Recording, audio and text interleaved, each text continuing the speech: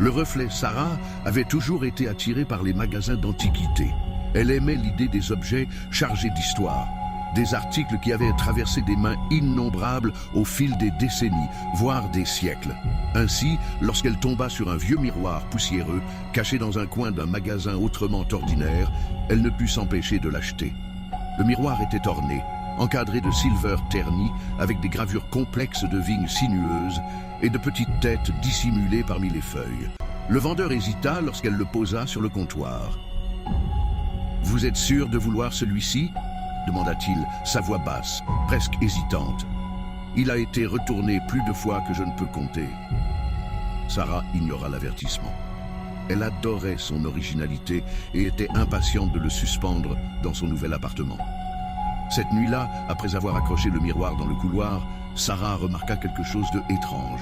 Le reflet semblait légèrement décalé. Elle se dit que c'était sûrement son imagination, peut-être un effet de la mauvaise lumière. Mais à mesure que les jours passaient, l'inconfort grandissait. Parfois, quand Sarah passait devant le miroir, elle apercevait des mouvements qui ne correspondaient pas aux siens.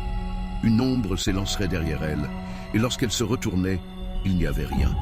Une fois, elle crut voir une main pâle appuyée contre la vitre de l'autre côté. Déterminée à se prouver qu'il s'agissait d'une simple illusion, elle se tint devant le miroir tard dans la nuit, fixant intensément son reflet. La maison était silencieuse, à l'exception du tic-tac de l'horloge dans la pièce voisine. Son reflet la fixait, parfaitement immobile, trop immobile. Sarah pencha la tête vers la droite. Son reflet inclina la tête vers la gauche.